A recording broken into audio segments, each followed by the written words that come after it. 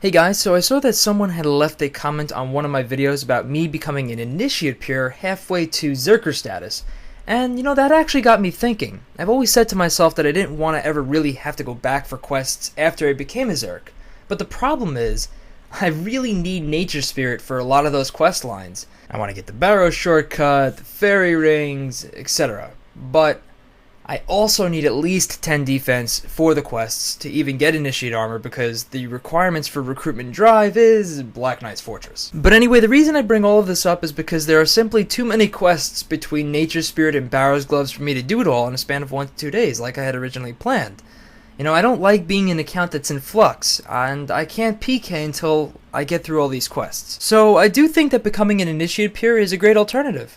I don't think that I'd be there for very long, maybe 1 to 2 weeks or so max, but, it would provide me with the ability to continue to make PK content for you guys without having to know live quests in a short period of time between Nature Spirit and the end product of a completed Zerker Peer. My only question is, and I hope you guys could help me out with this, is what other defense experience quest should I do to perfectly get me to 20 defense for Initiate?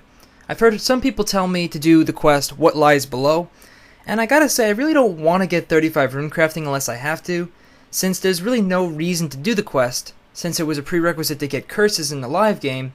I don't see any other real reasons to do the quest in 07, unless I have to. But anyway, let me know with a comment down below. Anyway, that's enough theory crafting for now. What have you gotten done with your account since the last progress video, Matt? Well, I really just have been doing a ton of quests and skilling as of late. I got Roving Elves done last night, which only took me about 30 minutes, and I was quite proud of that, since it didn't take me 9 hours like Regicide did. I'm thinking about using the Crystal Bow for Jad himself in the fight caves. But what do you guys think about that? In all honesty, I feel like the Crystal Bow would be a little bit better than a ranged pot or even another Sour Brew or Restore. But then again, I've never done a Fire Cape as a Pure and I really wouldn't know for sure. And those of you guys that have done your Fire Cape as a Pure would probably know better than I would. So after Roving Elves, I finished up all the requirements for the Heroes quest, with the exception of Dragon Slayer, since that gives defense. I did Shield of Arav, Merlin's Crystal, and started some of the requirements for the Initiate Armor. I got Sea Slug and Lost Tribe done.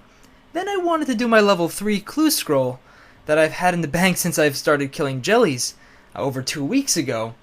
And I realized that I actually had to do Watchtower to be able to get to the coordinate location to dig, so I banged that out as well.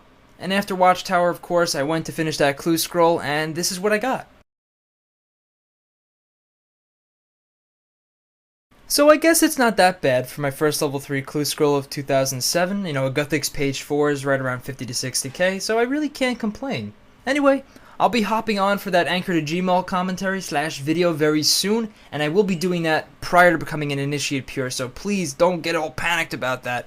I'm going to be doing the Anchor to Gmall full video before I become an Initiate Pure. So stay tuned for that again. Until next time, have a great day everyone, get some sun, and peace out. I'm going to go play some b-ball.